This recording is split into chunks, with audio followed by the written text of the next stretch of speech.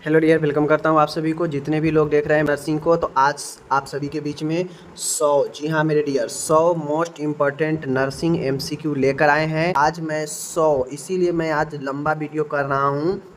100 question लेकर आए हैं, धड़ाधड़ देखेंगे, एकदम ज़बरदस्त तरीके से देखेंगे।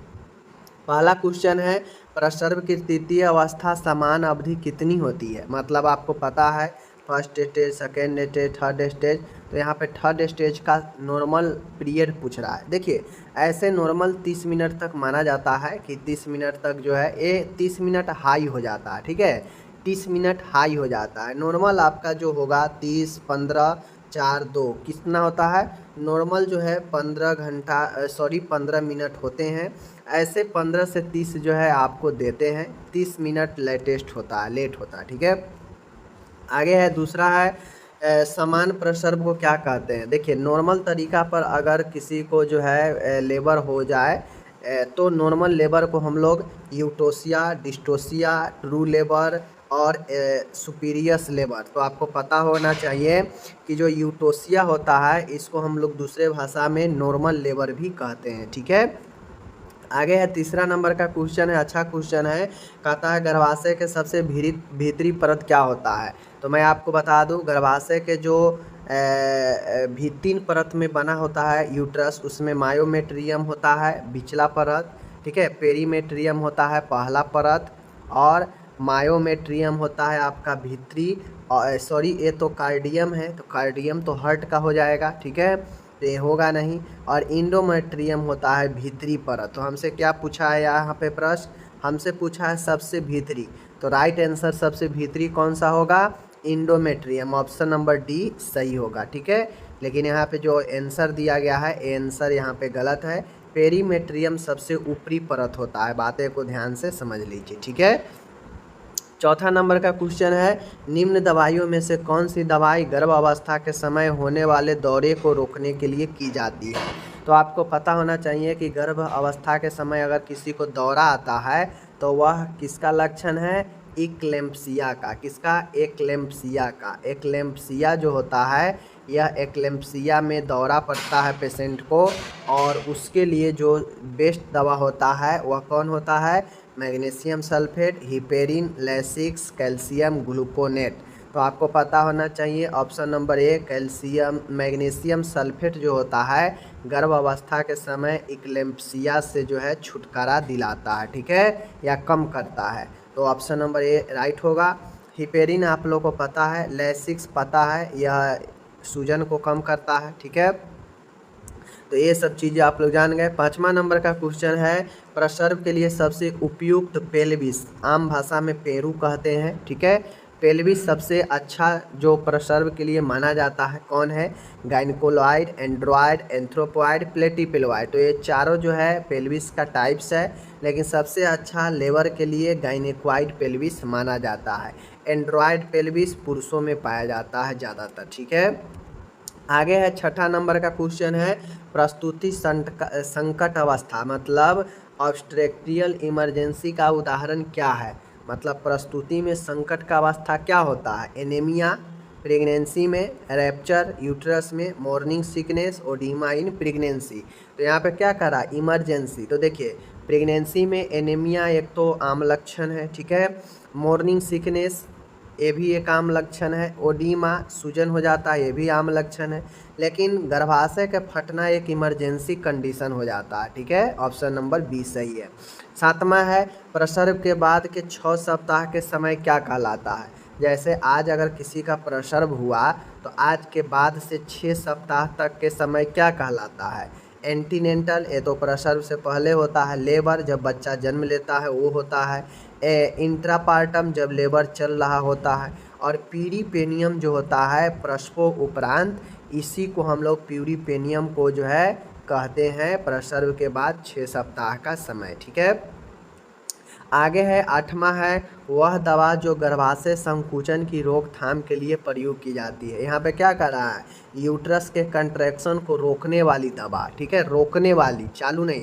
चालू करने वाला होगा तो ऑक्सीटोसिन भी कंट्रैक्शन को चालू कर देता है। ठीक है, लेकिन यहाँ पे कौन सा दवा होगा, टोकोलाइटिक एजेंट। टोकोलाइटिक एजेंट क्या करता है कि यह गर्भाशय को शांत करता है, उत्तेजना को कम करता है, जिससे कंट्रैक्शन रुकता है। ठीक है, आगे है 9वां है, गर्भ अवस्था के निदान के सबसे विश्वसनीय टेस्ट कौन सा है? तो आपको पता है कि जब कोई महिला प्रेगनेंसी में होती है तो उसको सबसे ज़्यादा एक्सरे, यूरिन, इम्यूनोलॉजिकल, अल्ट्रा, सबसे ज़्यादा जो है यूएसजी का ही टेस्ट कराया जाता है, पता होनी चाहिए आपको। ठीक है, तो अल्ट्रासोनोग्राफी प्रेगनेंसी में सबसे बेस्ट माना जाता है।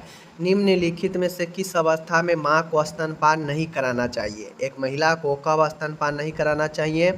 Retracted nipples, mastitis, diabetes, herpes. तो देखिए, मास्टाइटिस जो होता है यह इन्फेक्शन होता है स्तन में, इन्फ्लामेशन होता है, और इस कंडीशन में इसका इन्फ्लामेटेड स्तन का दूध नहीं पिलाना चाहिए बच्चे को। ठीक है, 11 है, हमारे शरीर में मुंह यानी फेशियल बोन के बारे में पूछ रहा है। फेशियल बोन कितना होता है आपको पता होना चाहिए, 12, 14, 16, 18।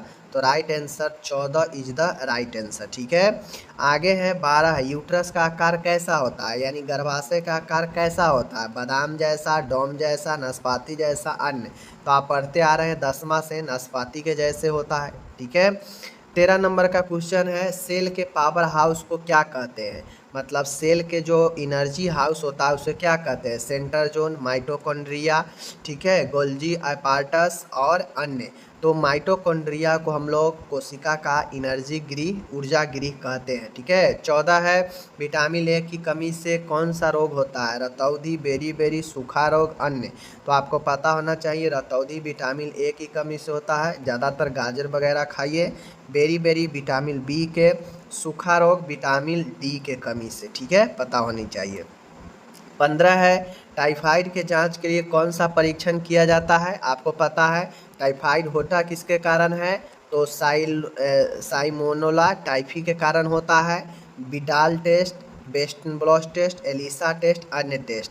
तो टाइफाइड के लिए जो सबसे अच्छा टेस्ट माना जाता है विडाल को माना जाता है। ठीक है, टाइफाइड के पता करने के लिए। ठीक है, आगे है एड्स रोग है। एड्स कैसा रोग है? सेक्सुअल कंट्रैक्ट से फैलता है, हवा से फैलता है, कीटों से, उपरोक्त सभी। तो आपको पता है यह सेक्सुअल कंट्रैक्ट रोग है। ठीक है, एड्स, ठीक है, सेक्स से फैलता है। सबसे सुरक्षित प्रकार का शौचालय कौन सा है? आपको पता होना चाहिए, वाटर क्लोजेस्ट, डग बेल, बोर बेल और पीट प्रेवी। तो आपको पता होना चाहिए सबसे जो अच्छे सुरक्षित जो शौचालय होता है वह जल के नज़दीक यानी वाटर क्लोजेस्ट होता है, ऑप्शन नंबर ए। ठीक है, 18 है, कहता है किसके द्वारा अत्यधिक ऊर्जा प्राप्त होती है? किसके द्वारा अत्यधिक ऊर्जा प्राप्त होती है? प्रोटीन के द्वारा, वसा के द्वारा, विटामिन के द्वारा, कार्बोहाइड्रेट के द्वारा।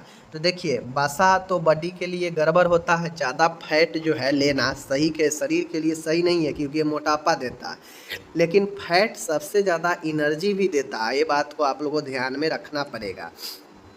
19 है, निम्नलिखित में से कौन सा रोग विटामिन डी की कमी से होता है? सूखा रोग, रिकेट्स जिसे बोलते हैं, बेरी, नाइट ब्लाइंडनेस, स्कर्वी। आपको अभी बताए हैं सूखा रोग विटामिन डी के कमी से होता है, आंसर यही होगा। विटामिन बी के कमी से बेरी, नाइट ब्लाइंडनेस ए के कमी से, स्कर्वी विटामिन सी के कमी से। ठीक है, चलिए आगे है, कहता है 20 नंबर, डैश पर रेक्टल तापमान समान होता है। जो मलाशय का तापमान होता है कितने पर समान होता है? तो आप लोग पता होइएगा कि 99.6, 99.4, 99.8, इनमें से कोई नहीं। तो आपको पता होना चाहिए ऑप्शन नंबर हमारा ए सही होगा। रेक्टल का तापमान 99.6 नॉर्मल होता है, जो आपके मुंह के तापमान से +1 होता है। मुंह का कितना नॉर्मल टेम्परेचर कितना होता है बॉडी का? 98.6, इससे +1 कर दीजिएगा तो रेक्टल का हो जाएगा। ठीक है, ध्यान रखिएगा। आगे है यहाँ पे 21, आयुर्वेद का अर्थ क्या है? तो आयुर्वेद पूर्ण तरीका से जीवन विज्ञान, ज्ञान, जीवन का विज्ञान। तो आयुर्वेद पूर्ण तरीका से जीवन का विज्ञान है, ऑप्शन नंबर डी सही है। ठीक है, लाइफ साइंस है। 22 है, एनाल्जेसिक दवाइयाँ, दर्द निवारक, संवेदन हरण, सूजन को कम करने, इनमें से सभी। तो जो एनाल्जेसिक होता है जो दर्द से राहत देता है, ठीक है। उसके बाद संवेदन हरण जो दवा होता है एनेस्थेटिक दवाई होता है जो लॉस ऑफ सेंसेशन करता है। सूजन को कम करने वाला दवा जो होता है वह डायूरेटिक दवा होता है जो शरीर से अत्यधिक तरल को निकाल कर शरीर में सूजन को कम करता है। ठीक है, ध्यान दीजिएगा। आगे है 23 नंबर का है ओडी का अर्थ क्या होता है, ओडी। ठीक है, ओमनी डाई, ओमनी डाई क्या होता है, दिन में एक बार। ठीक है, दिन में एक बार, दिन में 3 बार 4 बार भोजन से पूर्व दिन में एक बार, वंस इन डाई कहिए या ओमनी डाई कहिए, दिन में एक बार। ठीक है, 24 नंबर है अध त्वचा यानी सब क्यूटेनियस, सब क्यूटेनियस अध त्वचा द्वारा त्वचा के नीचे स्थित ऊतकों में निम्न इंजेक्शन दिया जाता है। तो जो सब क्यूटेनियस होता है वह त्वचा के नीचे जो फैट वाला जो होता है ना, उसी में जो है आपके दिया जाता है सब क्यूटेनियस। ठीक है, कहता है गर्म भाप सांस द्वारा दी जाती है जिसे क्या कहा जाता है। कहता है किसी को अगर गर्म भाप देना हो सांस को बढ़िया बनाने के लिए सांस के द्वारा, तो उसे हम लोग गर्म जैसे ही आ जाएगा तो उसमें स्टीम हो जाएगा। निवेशन, इंसर्शन, अंतःगमता, स्टीम इन्हेलेशन। तो इनहेल मतलब होता है अंदर लेना और स्टीम मतलब होता है भाप। तो भाप के द्वारा श्वास के जरिए अंदर लेना स्टीम इन्हेलेशन होता है। ठीक है, 26 है एपिडेमियोलॉजी त्रिभुज में निम्न में से कौन सम्मिलित नहीं होता है।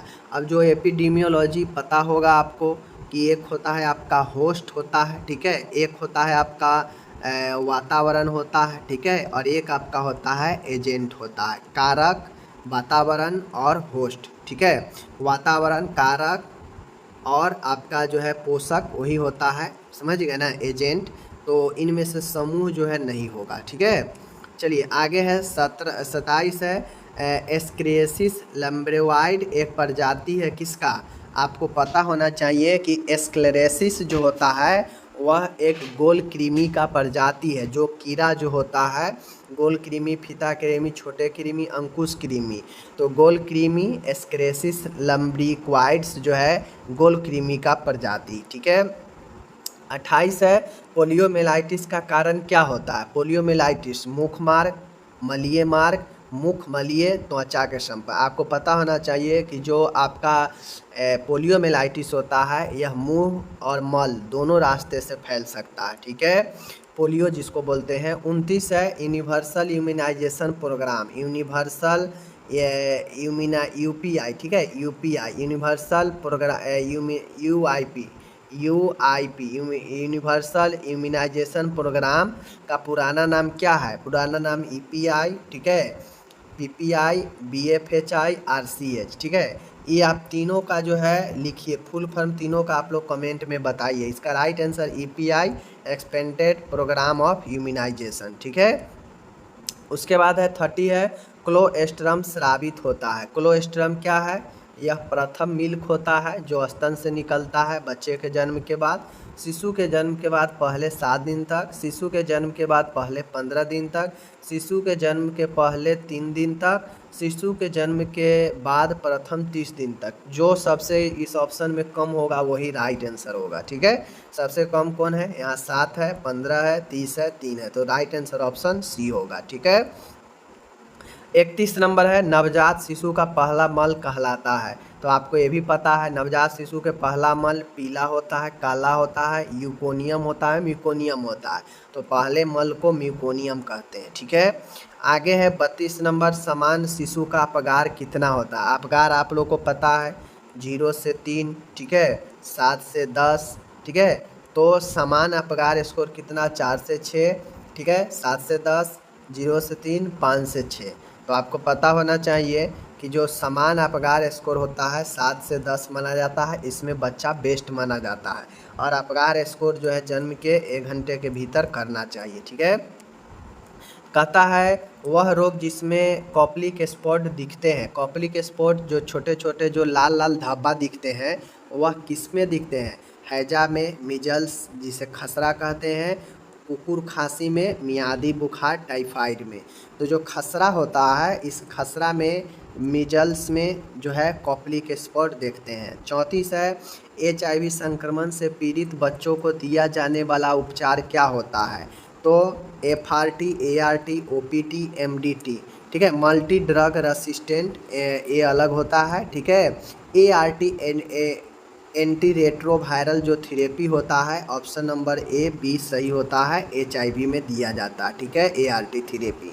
35 है, दूध के दांतों की संख्या कितनी होती है? तो टोटल 32 होता है, उसमें दूध के दांत की संख्या 12, 16, 20, 24। Right answer option number C, ठीक है, 20 होता है दूध के दांत। ओके। 36 है, ब्लड क्लॉटिंग फैक्टर्स के निर्माण को प्रेरित करने वाले विटामिन कौन सा है? आपको पता है कि कौन से विटामिन रक्त को थक्का बनाने में सहायता करता है? विटामिन के। विटामिन के जो है आपके ब्लड में क्लॉटिंग फैक्टर को प्रेरित करता है, जिससे रक्त थक्का बनता है, ठीक है, तो विटामिन के राइट है। 37 है, कहता है संयुक्त राष्ट्र द्वारा बच्चे को अधिकार मतलब चाइल्ड राइट्स को कब स्वीकार किया गया? 1956, 59, 74, 86। तो 1959 में जो है चाइल्ड राइट्स को स्वीकार किया गया, ठीक है, संयुक्त राष्ट्र। इनमें से कौन सा कारक सीखने को बढ़ावा नहीं देता है? जो लर्निंग होता है, आप लोग अगर साइकोलॉजी में पढ़े हैं तो आपको पता है कि लर्निंग क्या करता है। लर्निंग को कुछ चीज़ें ऐसे हैं जो लर्निंग को घटाता है, लर्निंग को रोकता है, ठीक है, प्रभावित करता है। तो कहता है इनमें से कौन कारक है जो सीखने को बढ़ावा नहीं देता, मतलब कम करता है? बुद्धि। बुद्धि तो भाई बढ़ाता है सीखने को। ध्यान भंग, प्रेरणा, अच्छा स्वास्थ्य। देखिए अच्छा स्वास्थ्य से भी आप अच्छे से सीखेंगे, बढ़ेगा सीखना। प्रेरणा, मोटिवेशन, मोटिवेशन भी बढ़ाएगा सीखने। लेकिन जो ध्यान भंग होता है, ध्यान भंग से आपका जो लर्निंग है वह प्रभावित होता है। तो ऑप्शन नंबर बी सही होगा, ठीक है। 39 नंबर है, मनोविश्लेषण सिद्धांत यानी साइको एनालिटिक थ्योरी किसने दिया है? ये सब साइकोलॉजी का क्वेश्चन है। तो जो साइको एनालिटिक जो थ्योरी है या इसी को साइको एनालिसिस कह लीजिए, इसको सिगमंड फ्रायड ने जो है आपका दिया था, सिगमंड फ्रायड। ओके। 40 है, आइसबर्ग सिद्धांत व माइंड स्ट्रक्चर मॉडल किसने दिया? ठीक है, आइसबर्ग, ठीक है ना, आइसबर्ग हिमशीत सिद्धांत जो है और मन संरचना मॉडल, यह दोनों एक दूसरे से रिलेटेड है। यह किसने दिया? तो यह दिया आपका मर्फी, अरस्तु, सिगमंड फ्रायड, डेकार्ट। तो यह भी दिया सिगमंड फ्रायड। सिगमंड फ्रायड का बहुत बड़ा रोल है आपके साइकोलॉजी में, मनोविज्ञान में, ठीक है। इनमें से किसने जो है मनोविज्ञान को आत्मा का रूप में माना? तो लगभग जितने भी वैज्ञानिक आए ना, साइकोलॉजिस्ट आए, उन सभी ने जो है मनोविज्ञान को जो है आत्मा का विज्ञान, व्यवहार का विज्ञान, मन का विज्ञान ही बताया। तो अरस्तु, डेकार्टे, प्लेटो सभी ने कहा, डी ऑप्शन सही होगा, सभी ने कहा कि मनोविज्ञान आत्मा का विज्ञान है, ठीक है। 42 है, इदम को किस सिद्धांत के रूप में जानते हैं? इदम को हम लोग ID से लिखते हैं, ठीक है, और इसे हम लोग principle of pleasure, principle of serow, principle of anger और नोन एट अबव। तो right answer principle of pleasure के रूप में, खुशी के सिद्धांत के रूप में इदम को जानते हैं। ऑप्शन नंबर ए सही है। 43 है, मन के सबसे बड़ा गोदाम क्या होता है? तो मन के सबसे बड़ा जो गोदाम आपको पता होना चाहिए, मन के जो ए स्ट्रक्चर ऑफ माइंड जो सिगमंड फ्रायड ने बताया, उसी में उन्होंने बताया 3 स्ट्रक्चर में बांटा, कॉन्शियस माइंड, सब कॉन्शियस, अनकॉन्शियस, ठीक है। कॉन्शियस छोटा, इससे बड़ा सब कॉन्शियस यानी सबसे बड़ा अनकॉन्शियस। इन्होंने आइसबर्ग सिद्धांत में इन्होंने बताया कि जैसे एक नदी है, ठीक है, ये नदी है, पानी है, इस पानी में एक बर्फ़ के टुकड़ा रखा गया बड़ा सा, तो बर्फ़ के टुकड़ा रखा गया, तो इन्होंने बताया कि जो डूब गया, जो ज़्यादा भाग डूबा हुआ है वह अनकॉन्शियस, ठीक है, जो दिखाई दे रहा है सतह पर वह सबकॉन्शियस, और जो ऊपर वाला भाग है यह कॉन्शियस। इन्होंने यही 3 चीज़ को बताया, ठीक है। तो राइट आंसर अनकॉन्शियस, अर्ध चेतन मन, ठीक है। 44 है, इनमें से क्या एक दूसरे को भिन्न करती है? मतलब इनमें से कौन एक दूसरे को भिन्न करती है? लर्निंग, मेमोरी, इमोशन, यह सभी जो है मेंटल प्रोसेस है, ठीक है। यह सब एक मानसिक प्रक्रिया है, चाहे वो लर्निंग हो, मेमोरी हो, इमोशन हो। लेकिन पर्सनालिटी एक व्यक्ति के गुण को बताता है जिसमें सभी चीज़ें आ जाता है, ठीक है। तो ऑप्शन नंबर बी अलग है। 45 है, थीमेटिक एप्रिएशन टेस्ट TAT, ठीक है, TAT आप लोग कमेंट करके बताइए कि ये जो TAT टेस्ट होता है, थीमेटिक एप्रिएशन टेस्ट, यह किस लिए किया जाता है और इसको किसने दिया? तो Hermann Rorschach, Crow and Crow, Morgan Murray, Sigmund Freud. तो जो मॉर्गन एंड मूरे थे, ऑप्शन नंबर सी सही होगा। मॉर्गन एंड मूरे ने एप्रिएशन टेस्ट को प्रतिपादित किया, बट यह टेस्ट है किस लिए आप लोग कमेंट करके बताइए अगर पढ़े हैं तो, ठीक है। 46 है, कहता है व्यक्ति के स्मृति में कमी का अनुभव क्या कहलाता है? कोई व्यक्ति है मेमोरी में लॉस का उसे अनुभव हो रहा है, तो उसे मेडिकल भाषा में क्या कहते हैं? Alopecia, amnesia, anorexia. तो राइट आंसर होगा option number B, amnesia. Memory loss को एमनेसिया के नाम से जानते हैं। एलोपेशिया जिसे बाल झड़ना, बाल गिरना, गंजापन को कहते हैं। एनोरेक्सिया भूख में कमी को एनोरेक्सिया, ठीक है। ये सब चीज़ें समझिएगा अच्छे से। 47 है, आवश्यकताओं का पदानुक्रम किसने समझाया? ये भी साइकोलॉजी का क्वेश्चन है। और ह्यूमन हायरार्की नीड्स जो है, इन्होंने किसने दिया आवश्यकताओं का पदानुक्रम? मौसले, सिगमंड फ्रायड, पाल्वे, इनमें से कोई नहीं। तो मौसले ने बताया कि भाई व्यक्ति को क्या क्या चीज़ के आवश्यकता होता है, उन्हीं आवश्यकताओं को एक अनुक्रम में रखा, जिसे मौसले का आवश्यकताओं का पदानुक्रम कहा गया। ऑप्शन ए सही होगा, ठीक है। 48 है, वह मच्छर जो पानी के अप्राकृतिक संग्रहों में पैदा होता है। वह मच्छर जो कहीं भी पानी जमा है अप्राकृतिक रूप से गंदे पानी में पैदा होता है, वह कौन सा मच्छर होता है? एडिज मच्छर, मेनोसोनोइड मच्छर, एनाफिलीज मच्छर और क्यूलेक्स मच्छर। तो एडिज मच्छर जो है अप्राकृतिक रूप से जमाव वाले पानी में जमा होता है। 49 है, एक पोषक कैलोरी, न्यूट्रिशनल कैलोरी ऊष्मा की वह मात्रा है जो बताता है 2 किलो पानी के ताप को 2 सेंटीग्रेड बढ़ा देगा, 1 किलो पानी के ताप को 1 सेंटीग्रेड बढ़ा देगा, 1 गैलन पानी को 1 सेंटीग्रेड बढ़ा देगा, 1 पाउंड पानी को 1 सेंटीग्रेड बढ़ा देगा। तो जो एक पोषक कैलोरी ऊष्मा होती है, वह 1 किलो पानी के ताप को 1 सेंटीग्रेड तक बढ़ा दे सकता है, ठीक है। तो ऑप्शन नंबर बी सही है। 50 है, संचारी रोगों, कम्युनिकेबल डिजीज जो एक से दूसरे में फैलता है, इसको फैलने से रोकने का क्या उपाय है? सार्वजनिक शिक्षा, सही बात है, शिक्षा देकर रोक सकते हैं। जन समूह, लोगों में टीकाकरण करके भी रोक सकते हैं। आइसोलेशन मतलब अलग रख के भी जो है रोक सकते हैं। ऑप्शन नंबर डी सभी सही होगा, ठीक है। आगे चलिए, 51 नंबर का क्वेश्चन है आपके सामने कि प्रति 2 व्यक्तियों को रहने के लिए एक कक्ष के फर्श का क्षेत्रफल कितनी होनी चाहिए? मतलब जैसे मान गए कि 2 व्यक्ति को रहना है, तो 2 व्यक्ति को रहने के लिए जो है एक फर्श का जो एरिया होनी चाहिए प्रति 2 व्यक्ति, मतलब 2 व्यक्तियों पर फर्श का एरिया कितनी होनी चाहिए? 140 वर्ग फुट, 50 वर्ग फुट, 120 वर्ग फुट, 100 वर्ग फुट। तो राइट आंसर क्या होगा? ऑप्शन नंबर सी जो है आपका राइट होगा। किसी 2 व्यक्तियों को रहने के लिए 120 वर्ग फुट की ज़रूरत होनी चाहिए नॉर्मल तौर पर, ठीक है। बाकी एडजस्ट तो कितना में भी हो जाएगा। एड्स रोग क्या है? एड्स एक सेक्सुअल कॉन्ट्रैक्टेड डिजीज है, आपको पता है। 53 है, लैंगिक परिप्रेषित रोग मतलब सेक्सुअल ट्रांसमिटेड डिजीज की श्रेणी में आते हैं। तो देखिए, इनमें से ऑप्शन में से हमें ये बताना है कि कौन रोग है जो सेक्सुअल ट्रांसमिटेड डिजीज के अंतर्गत आएगा, ठीक है। गोनोरिया, इचिंग, ठीक है, इचिंग, गोनोरिया, डायबिटीज, उपरोक्त सभी। तो डायबिटीज तो सेक्सुअल रोग है नहीं, इचिंग भी नहीं होता है, ठीक है। और गोनोरिया जो है, जिसको हम लोग सुजाक रोग कहते हैं, यह आपके जो है सेक्सुअल डिजीज में आता है, ठीक है। 54 नंबर का क्वेश्चन है आपके सामने, मल के 1 ग्राम में नेक्टर अमेरिकेनस के 300 से अधिक अंडे होना क्या दर्शाता?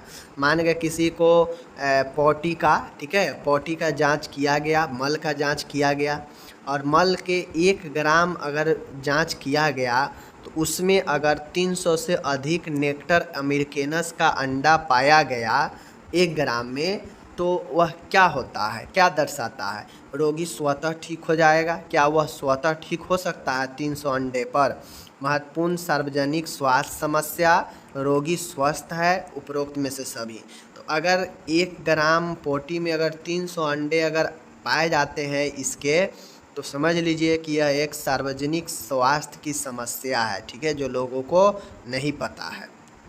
55 है, कौन सा पॉलीमेराइज प्रोटीन में बदलता है? Carbohydrate, fatty acid, protein, amino acid. मैं आपको बार बार बता चुका हूँ कि प्रोटीन एमिनो एसिड और एमीन प्रोटीन, एमिनो एसिड से प्रोटीन, प्रोटीन से एमिनो एसिड। क्वेश्चन कहीं आ जाएगा, सीधा आंख बंद करके मार दीजिएगा, 90% ऑप्शन सही रहेगा, ठीक है। 56 है, 5 से कम मतलब कहता है अंडर 5 जो क्लिनिक होता है, 5 वर्ष से कम के क्लिनिक में 2 साल के बच्चे का वजन तौला जाता है, ठीक है। तौला 2 साल के वजन का 2 साल के बच्चा है उसका वजन तौलना है। 5 वर्ष से कम का जो क्लिनिक होता है अंडर 5, प्रति 3 माह, प्रति 2 माह, इनमें से कोई नहीं, प्रति 2 माह जांच सकते हैं अंडर 5 क्लिनिक में 2 साल के बच्चे को, ठीक है। पेरेंटल थेरेपी का अर्थ दवा को आईएम में देना, आईवी में देना, सबक्यूटेनियस देना, उपरोक्त सभी। तो पेरेंटल का मतलब ही होता है कि आप किन किन माध्यमों से दवा दे सकते हैं, वही पेरेंटल थेरेपी होता है। तो उपरोक्त सभी, चाहे आईएम से दीजिए, चाहे आईवी से दीजिए, चाहे त्वचा के अंदर दीजिए, चाहे आप किसी के माध्यम से दवाई दीजिए, वह सब पेरेंटल में, इंजेक्शन वाला जो भी दवाई है पेरेंटल में ही आ जाएगा, ठीक है। 58 है, डैश पर रेक्टल समान होता है, बता चुके हैं, बताने की कोई ज़रूरत नहीं है। 59 नंबर है, घोल की डैश घोल मुंह की सफाई में प्रयोग की जाती है। कौन सा घोल मुंह की सफाई में प्रयोग कर सकते हैं ओरल केयर में? सेवलॉन घोल, पोटेशियम परमैंगनेट, एस्प्रिट, इनमें से कोई नहीं। तो जो KMN4 होता है पोटेशियम परमैंगनेट, इसका इस्तेमाल हम लोग मुंह के सफाई में कर सकते हैं, ठीक है। 60 है, जुओं को मारने में कौन सा एसिड का उपयोग किया जाता है? माय डियर, जो कार्बोलिक एसिड होता है यह जहरीला होता है, इससे बहुत सारे कीट मर जाते हैं, ठीक है। यहाँ तक कि जो स्नेक होता है वह इसके दुर्गंध से ही भाग जाता है, अगर टच भी कर लेगा तो वह इसके ख़त्म हो जाएगा। तो कार्बोलिक एसिड बहुत ही खतरनाक एक जहरीला एसिड होता है, ठीक है, याद रखिएगा। 61 है, पेल्विक परीक्षण में कौन सा पोजीशन दी जाती है? टेंडरबर्ग, लिथोटोमी, सुपाइन, साइड लेटरल। तो आपको पता होना चाहिए कि जितने भी फीमेल के ऑर्गेन से संबंधित, गुप्तांग से संबंधित परीक्षण होते हैं, अगर उसमें कोई पोजीशन दिया जाता है तो वह लिथोटोमी है। यहाँ तक कि डिलीवरी भी कराया जाता है इसी पोजीशन में। 62 है, 1 ग्राम ओंस कहता है 1 ग्राम ओंस जो है कितने के बराबर होते हैं? 480 मिली, 30 मिली, ठीक है, 25 मिली, 15 मिली। आपको कई बार एक क्वेश्चन बता चुके हैं, 30 मिली राइट होगा 1 ग्राम ओंस का, ठीक है। 63 नंबर है, बोन मैरो में इंजेक्शन। देखिए बोन मैरो क्या है? यह एक हड्डी, हड्डियों में इंजेक्शन लगाना क्या कहलाता है? इंट्राओसियस। और इंट्राओसियस ऑप्शन नंबर 1 है, तो राइट आंसर होगा, ठीक है। कार्डियक जो होता है हृदय में लगाना, डर्मल मतलब त्वचा में देना, ठीक है। और स्पाइनल, इंट्रा स्पाइनल मतलब स्पाइनल में इंजेक्शन देना, बात समझ लीजिए। 64 है, मूत्र जांच में कहता है बेनिडिक्ट के घोल में मूत्र के कितना बूंद इस्तेमाल की जाती है? जब हम मूत्र जांच करवाते हैं तो मूत्र के जांच में अगर आपको शुगर लेवल जांच करना है, मूत्र की आप जांच करवा रहे हैं, तो उसमें एक घोल का इस्तेमाल किया जाए, वो होता है बेनिडिक्ट घोल। इस बेनिडिक्ट घोल में मूत्र के कितने बूंदे डाले जाते हैं? 9 बूंद, 12 बूंद, 8 बूंद, 6 बूंद। तो राइट आंसर होगा ऑप्शन नंबर सी, 8 बूंद डाला जाता है, ठीक है। 65 है, दर्द से निवारण के लिए कौन दवाई होता है? एनाल्जेसिक, एनेस्थेटिक, एंटीबायोटिक और डायूरेटिक। तो आपको पता होना चाहिए दर्द से निवारण के लिए एनाल्जेसिक सही है, ऑप्शन तो यही सही होगा। एनेस्थेटिक होता है, यह सूंधपन उत्पन्न करने के लिए होता है। एंटीबायोटिक जो होता है यह आपके इन्फेक्शन से बचाता है। और डायूरेटिक जो है आपके बीपी ज़्यादा है तो उसको भी कम करता है, सूजन को भी घटाता है, ठीक है। उसके बाद है 66 नंबर है, इनमें से क्या डिप्रेशन का लक्षण नहीं है? डिप्रेशन का लक्षण क्या होता है? दुखी होना, ठीक है, दुखी होना, सैडनेस होना, ठीक है, उदास होना, बहुत ज़्यादा इरिटेट होना, अकेला अकेला रहना, ये सब लक्षण है, ठीक है। लेकिन डिप्रेशन में देख लीजिए होपलेसनेस, नेस जहाँ भी आ गया मतलब वह उसके विपरीत होगा। तो होपलेनेस मतलब क्या होता है, होपलेस, ठीक है, मतलब निराशावादी, ठीक है, आशावादी से निराशावादी हो जाता है। तो यह भी जो है डिप्रेशन का लक्षण है, निराश होना, ठीक है। उसके बाद है वर्थलेस, यह भी जो है आपका हो जाएगा। हैप्पीनेस जो है आपका राइट आंसर होगा, क्योंकि जो खुशी होता है यह आपके डिप्रेशन का लक्षण नहीं होता है, दुखी जो है डिप्रेशन का लक्षण होता है। तो हेल्पनेस, ठीक है, हेल्पनेस मतलब ये डिप्रेशन वाला किसी को मदद नहीं कर पाता है, बात सही है, ठीक है ना। अहम है, ईगो क्या है, चेतन मंद का केंद्र है, अवचेतन का है, दमी दीक्षा का है, इनमें से कोई नहीं। तो जो अहम होता है, ईगो होता है, वह कॉन्शियस माइंड का एक सेंटर होता है, केंद्र होता है, ठीक है, चेतन मंद का। पहली साइकेट्रिक नर्सिंग पुस्तक किसने लिखी, तो फ्लोरेंस नाइटिंगेल ने, नैले ने, ठीक है, फीने ने और मैक्सवेल ने। तो राइट आंसर नैले होगा, पहली साइकेट्रिक पुस्तक, ठीक है। 69 है, नया इंडिया में इंडियन मेंटल हेल्थ एक्ट कब पारित हुआ, 1952, 82, 87, 88। तो जो इंडियन मेंटल हेल्थ एक्ट आया वह 1987 में आया, इसको ध्यान रखिएगा। इंडियन लूलेसी एक्ट, ठीक है, जो पागल अधिनियम आया था, लूनेसी एक्ट, वह 1912 में, 1930 में, 18 में, 24 में।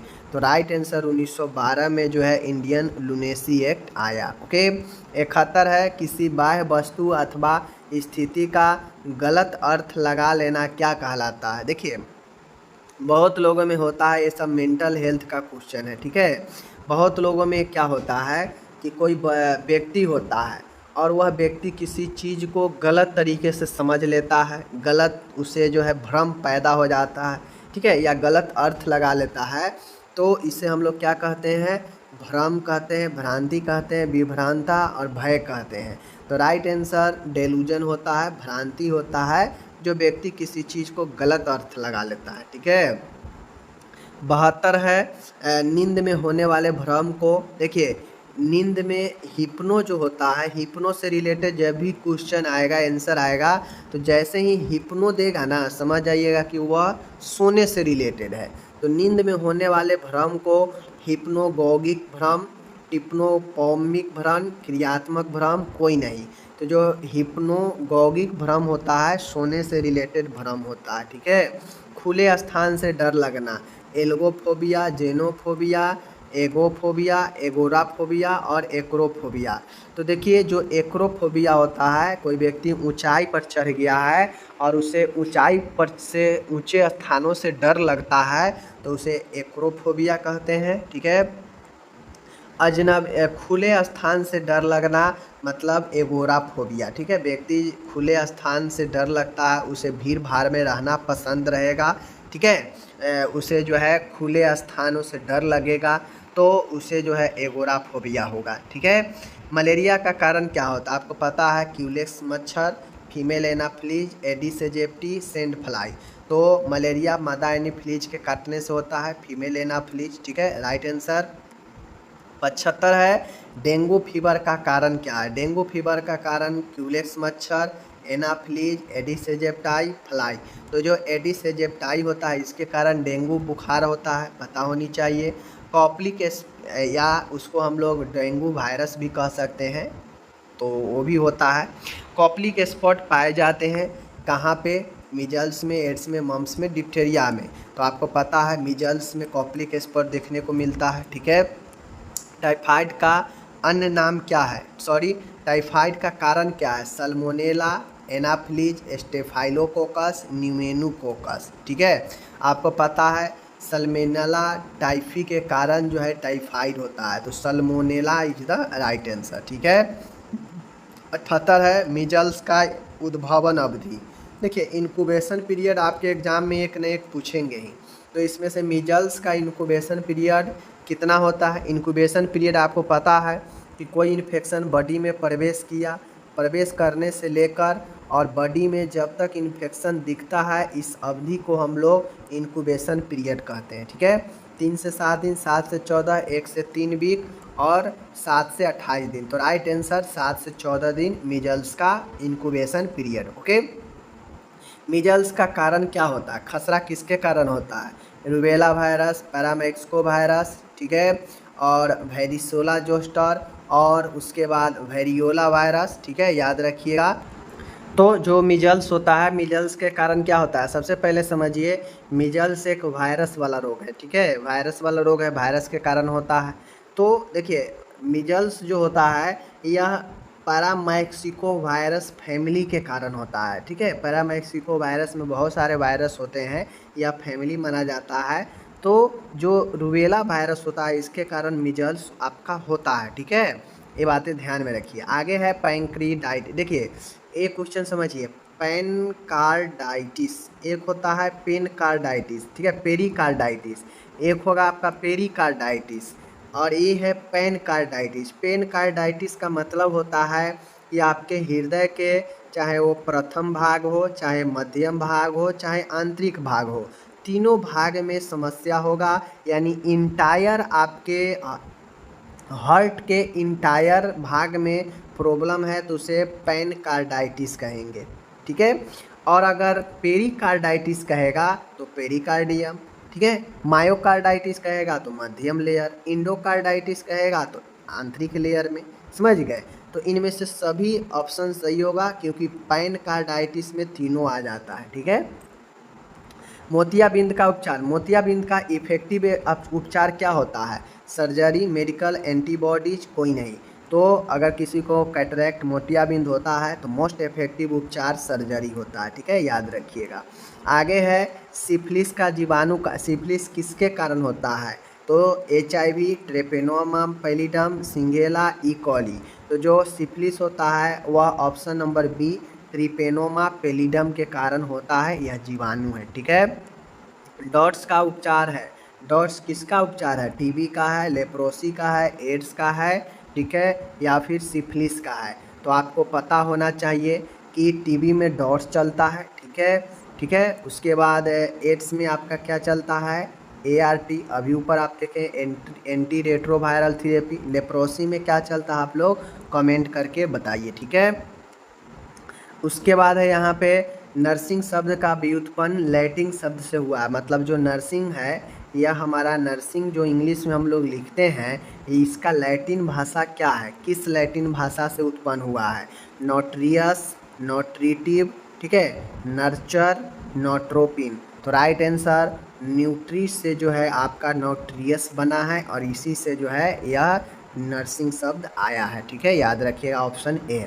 अश्वसन। अश्वसन के मतलब क्या है, समझ रहे हैं? बिना श्वसन के। बढ़ी हुई श्वसन दर गलत, घटी हुई श्वसन दर गलत, कष्ट श्वसन गलत। अश्वसन का मतलब श्वसन का न होना, यानी रुक जाना। तो ऑप्शन नंबर डी। ठीक है, उसके बाद है 86, स्निग्ध या अनुतेजक आहार को नहीं करना चाहिए।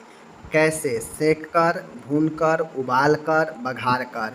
तो स्किन और अनुतेजक आहार को कभी भी बघार कर नहीं करना चाहिए। ठीक है, लोग नहीं कहता है एक काफ़ी ज़्यादा तेल बघार के खा रहा है, ठीक है ना, तो बघारना नहीं चाहिए। ठीक है, ध्यान रखिएगा। 87 है, निम्न में से लेडी विथ लैम्प के रूप में किसे जानते हैं? Mother Teresa, Sarojini Naidu, Florence Nightingale, Rani Lakshmibai.